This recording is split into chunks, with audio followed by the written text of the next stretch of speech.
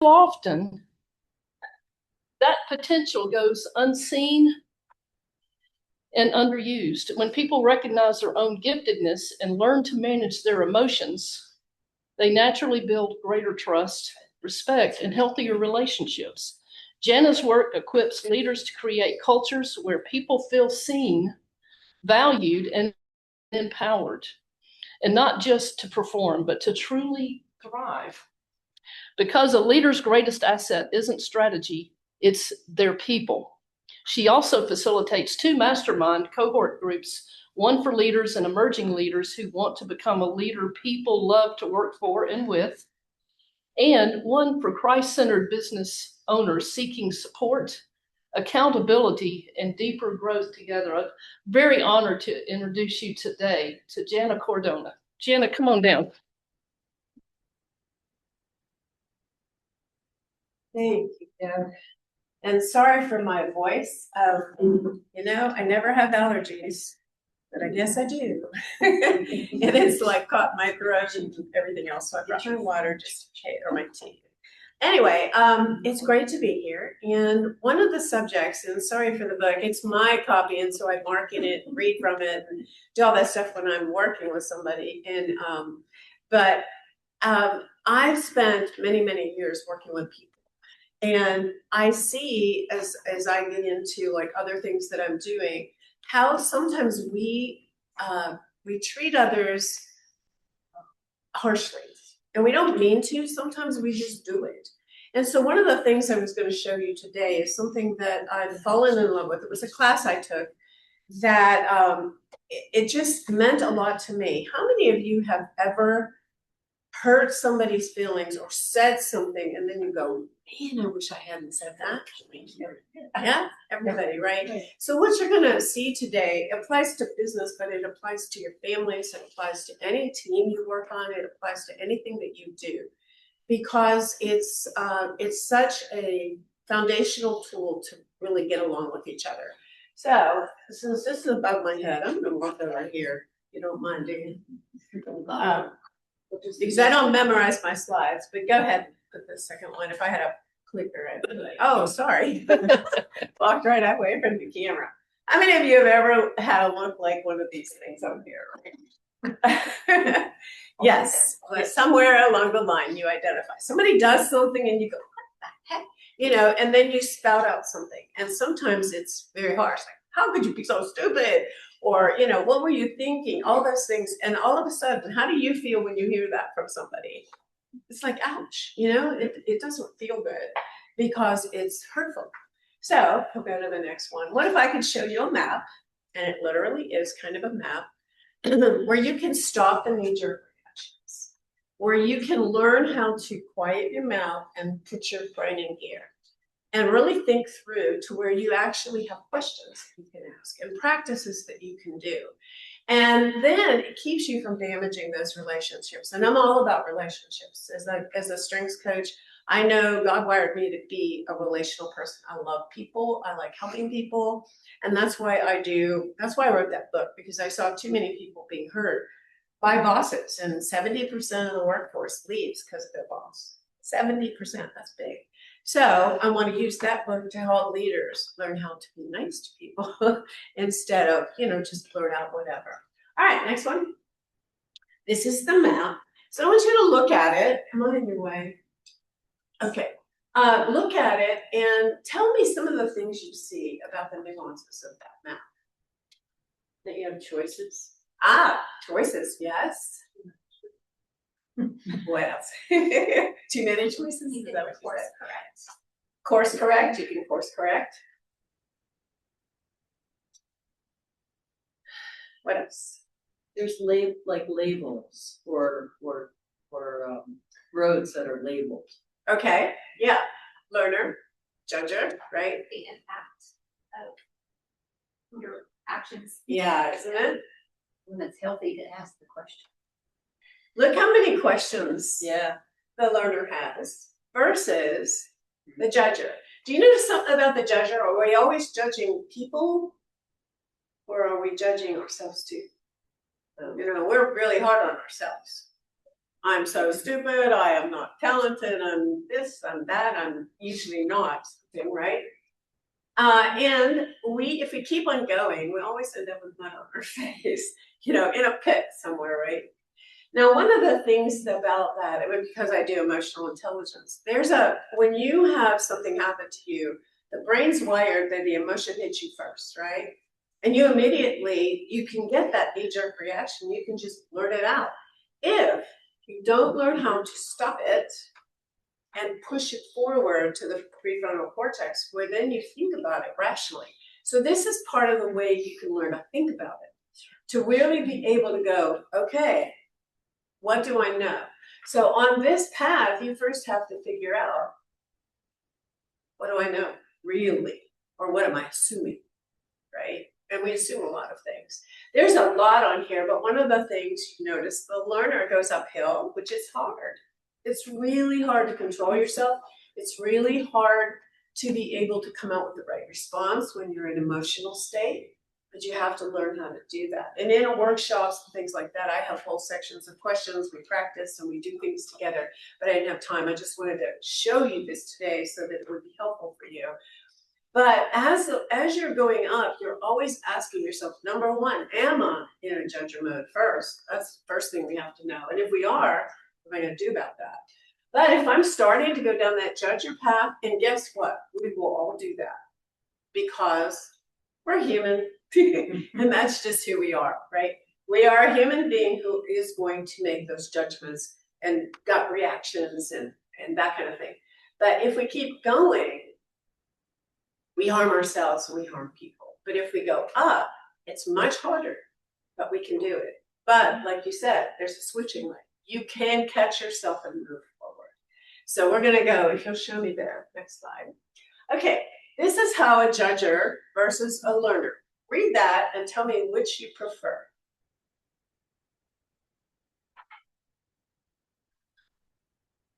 Which would you like to be working for or living with? 100%.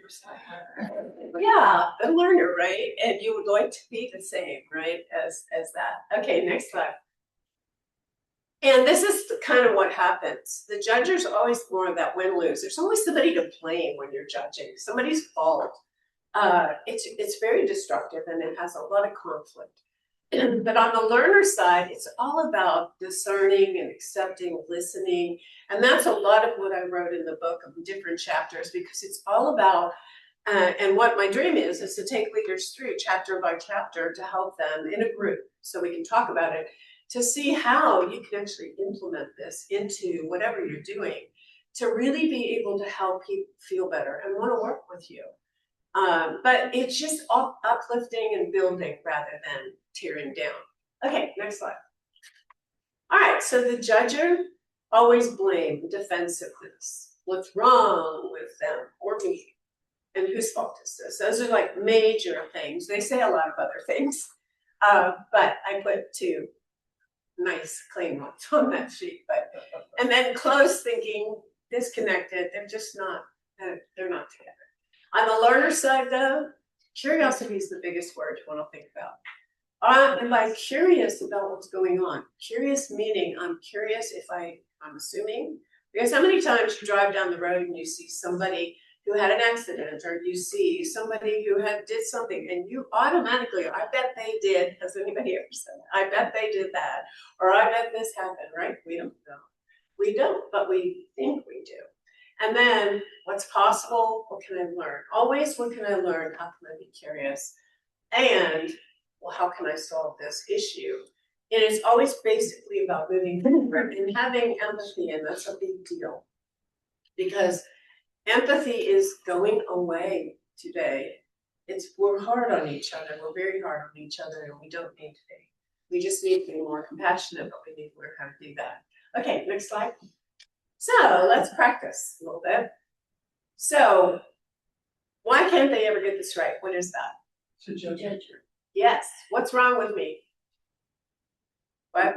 Judger. How can I fix this? That's a marker. Yeah. What's another way to look at this? Right. Who's to blame for this mess? Judger. Right. What part of the situation can I control or influence? Right. And how can I learn from this mistake? Why do they always act like that? Right. And it's also, when we go into a little bit more deeply, it's even the tone of voice that you use. Because sometimes you can say something, but it's not the right tone, right? And you're getting this vibe like, oh, that's totally right. Yeah, and how does that make you feel?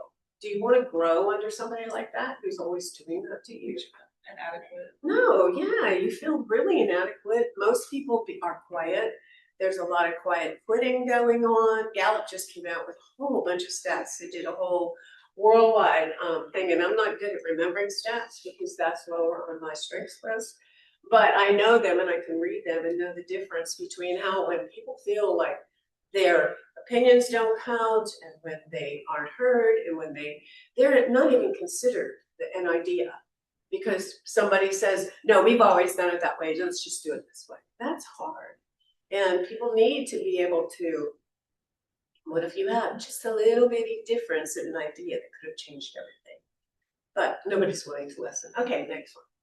All right, so these are some of the judging questions. Whose fault is it? What were you thinking? You know, why is this always so hard? Sometimes it's condemning for us. But you can always say that to somebody else. And you know what? When we go into more detail on this, sometimes when you give someone something to do and you think it is so easy for you to do, what is wrong with you? This is easy. Well, guess what? For them, they're not wired like you. And they may need more instructions. They may need a picture. They may need something that you didn't give them. To you, you're wired to do it well. You're good. To them, it's impossible until you give them something. And I do this, make sure I have time. I do this in a workshop where I give everybody a piece of paper and I say, okay, I want to give you some directions and we're going to come out with something that after I give you all these directions and I want you to hold it up. And so I'll tell them fold the paper and sometimes they'll fold it this way or sometimes they'll fold it this way. You know, so right away they're different, right? I don't show them, I just tell them. And then we keep going, tear off the right, tear off the left, cut in. And finally, when it gets done, I hold up what it should be. And nobody's like it. So then we examine, okay, what would you need to get my kind of drawing? And basically they might need to see what it was supposed to look like. Or they might need me to show them. Because the trick of doing that, as I watched this gentleman on YouTube for probably a couple hours and I slowed that video way down to where it was, and I watched every move he made because he did it as a team thing. And you know, from the very first, if I see somebody doing it this way, they're wrong. It won't work. So, you know, it's just kind of one of those things where they didn't even know how I learned it. But then I was much not nice to them by not showing them how to do it. So everything like that we're doing, we're judging somebody based on who we are. We always think we're right, but we're not, right? So go to the next one. These are some of your switching questions that you can use, but the first thing you have to do is make sure that you're recognizing that you're in judger. So your first question is, am I in judger? Because that's the most important thing you have to do. If you don't realize it and you're just blurting everything out, you're going from the back part of your brain that hasn't had the control, it's just the emotional side, and it's getting you in all kinds of trouble. So what am I assuming? And that's a big one. How many times do we assume things? Oh my word, we assume all the time, right? And do we really know? Or should we find out the facts? Or should we listen? You know, sometimes people start talking and all of a sudden we think we know what they're going to talk about, so we interrupt them. You know, how do they feel? So all those questions and more, I have a whole sheet and there's tons, but you have to go with what's working. And sometimes it's just the part that when people are doing something and they come to you, what are they missing? You know, sometimes you didn't give them, like I said, all the details, or you didn't give them, some people need quiet space to work. And that's helped me when I do the strengths work, because then I know how they're wired and I can help them with that. But if they need quiet and they're not getting it, they're breaking. But somebody else needs to talk it out. And if you're in the same Cubby is somebody who needs to be quiet and I need to talk everything out. It's like, oh my word, you're driving me crazy. And so that's what a lot of conflict comes from. Team conflict, marital conflict, kid conflict, just because we don't understand how each other's wired. So there's a lot of parts that go together with this. But in the end, if we do the things and honor people for how they're wired, we get along so much better. All right, let's go to the next one. Learner. These are some of the questions. Again, similar to switching, but what are my assumptions? What could we do differently? And basically, when we work, like from the book and everything, is to show them, like, if there's a problem, then how do we solve it to where people save face?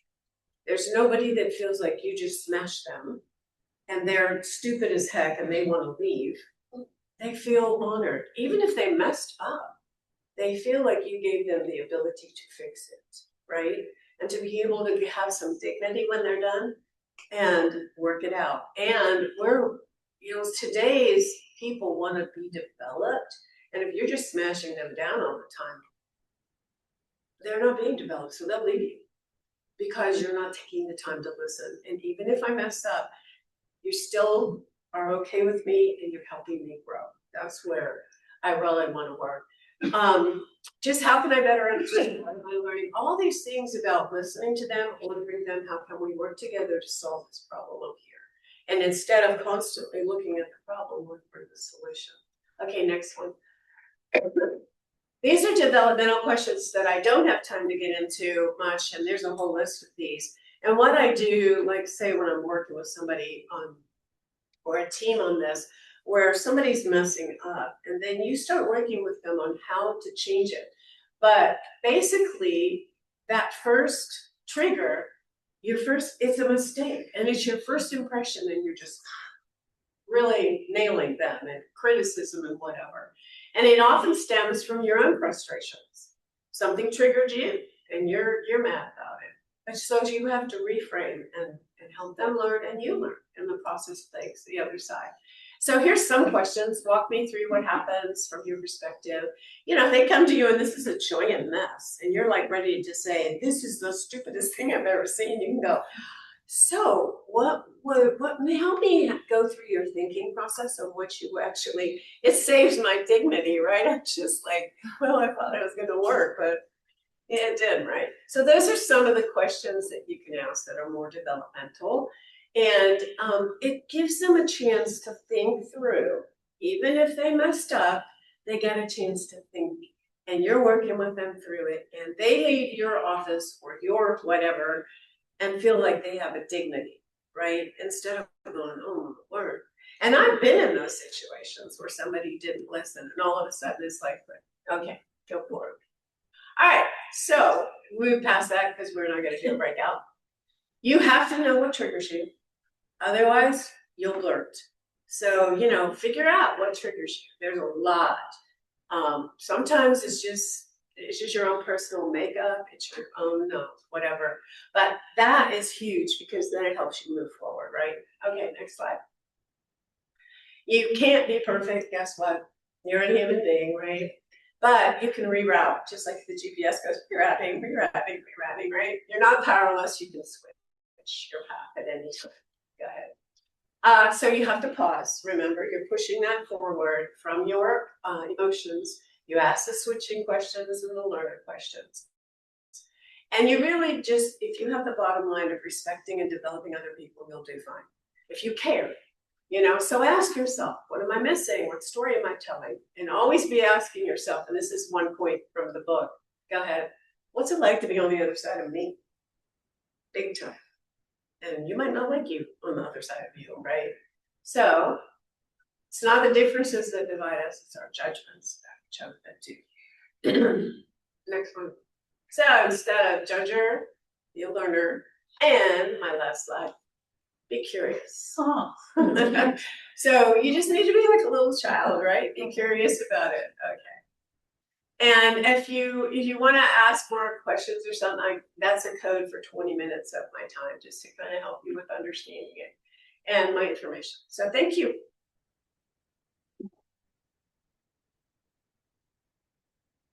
I think Joe left, right? I want to ask questions. Joe, you have 5 minutes. Do we have 5 minutes? You Oh, do. I thought you were like Yes. showing No, me the you're time and I good. couldn't see. You got 5 minutes. So it sounds like for the learner, you're trying to help